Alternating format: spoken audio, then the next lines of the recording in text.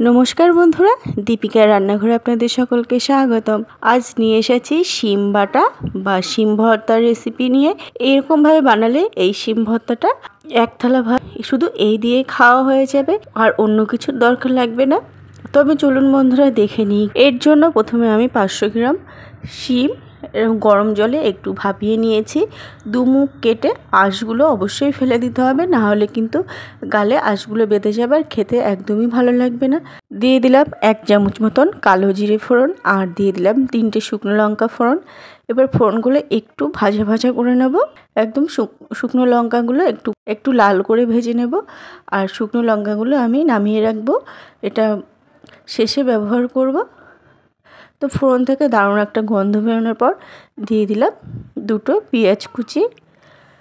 পেঁয়াজ কুচিটা দিয়ে পেঁয়াজগুলো একদমই লাল লাল করে ভেজে নিতে হবে, যতক্ষণ না পর্যন্ত পেঁয়াজের কাঁচা গন্ধটা চলে যায়।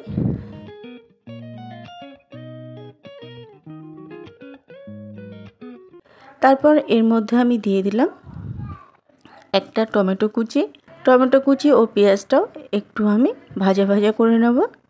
আর টমেটোর মধ্যে দিয়ে দিলাম 1 চিমটে লবণ, তাহলে টমেটোটা তাড়াতাড়ি মজে যাবে আর তাড়াতাড়ি রান্নাও হয়ে যাবে। আর দিয়ে দিলাম 1 চামচ রসুন বাটা, আপনারা এখানে রসুনের কুচিও ব্যবহার করতে পারেন।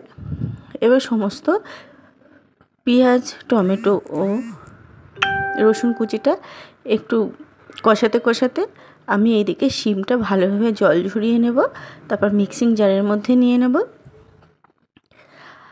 তারপরে দিয়ে দিলাম কিছু ধনেপাতা কুচি আর 2টো কাঁচা লঙ্কা। ধনেপাতাটা দিলে এর ফ্লেভারটা দারুণ আসে, ভালো লাগে খেতে। এদিকে দেখুন টমেটো আর পেঁয়াজটা একদম মজে আসছে আর রসুনের কাঁচা গন্ধটাও চলে গেছে। তারপরে এর মধ্যে আমি দিয়ে দিলাম শিম ধনেপাতা ও কাঁচা লঙ্কা বাটাটা আর দিয়ে দিলাম স্বাদ মতন 1 চামচ লবণ আর 1 চামচ হলুদ গুঁড়ো। আপনারা এখানে কালারটা আরও সুন্দর করতে চাইলে 1 চামচ কাশ্মীরি রেড চিলি পাউডারও দিয়ে দিতে পারেন। এবার এটাকে অনবরত নাড়াতে হবে, অনবরত নাড়িয়ে শিম ভর্তাটা রেডি করে নিতে হবে। এটা প্রায় 8 থেকে 10 মিনিট মতন আমি কুক করে নিয়েছি। দেখুন 8 থেকে 10 মিনিট পরে একদম কড়া থেকে ছেড়ে আসছে, তখন বুঝতে হবে যে শিম ভর্তা বা শিম বাটাটা রেডি হয়ে গেছে। এবার এটাকে একটা প্লেটে আমি নামিয়ে নিলাম আর ওপর থেকে দিয়ে দিলাম একটু শুকনো লঙ্কার গুঁড়ো। এটা আপনারা লবণ দিয়ে একটু গুঁড়ো করে নেবেন আর ওপর থেকে আপনারা একটু কাঁচা সরষের তেলও ছড়িয়ে নিতে পারেন, আরও ভালো লাগবে খেতে। তো বন্ধুরা রেসিপিটি আজ এই পর্যন্তই, আবারও হাজির হব অন্য কোনো রেসিপির সাথে। সবাই ভালো থাকবেন, সুস্থ থাকবেন।